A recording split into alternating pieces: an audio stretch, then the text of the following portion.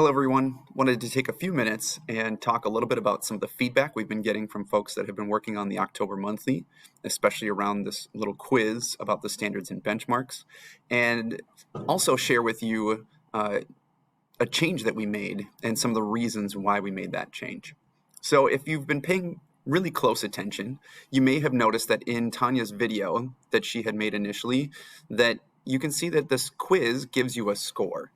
And what we started to notice and start to hear from some folks that had done the quiz was that they were, one, confused as to why they got the score that they did, and two, concerned that the score was not a score that they wanted to get, right? That they were hoping to be able to get a 4, and they were finding that they were not knowing where were they missing pieces within the quiz of how to get to that 4.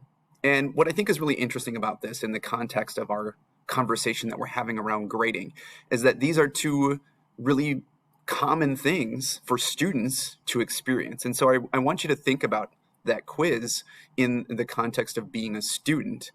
And how often do we give students a numerical grade that they don't understand why they got it? How often do we give students a numerical grade and they don't know the steps that they might need to take or what's missing from where they are to get to where they would like to be?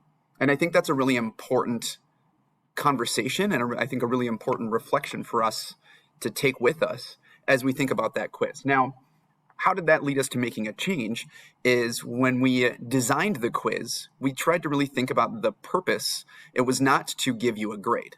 That was not the purpose of the quiz. The purpose of the quiz was to get you comparing and contrasting and seeing the connections between the standards and benchmarks and the 3 pillars that we've been sharing with you about grading for equity. So what we were finding is that when you focus on the score, that takes away from the actual intentional and even kind of overrides maybe some of the thought that you put into your responses in the quiz. And so because of that, we were finding that it was actually detracting from the learning. And so to make that change, what we ended up doing was changing the quiz to not give you a score. And part of that is because we want emphasis to be on drawing those connections and the learning, not on what score did you get. At the same time, we would also think that some feedback might be helpful around what are these things that we're seeing. And so that's where we initially made that video from Tanya, where she shows you how to go back and look at your responses and make sure to understand the feedback that you're getting that's automatically generated from that quiz.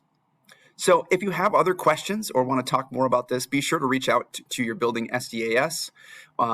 We are all more than happy to keep having this conversation as we are the ones that are designing these learning experiences.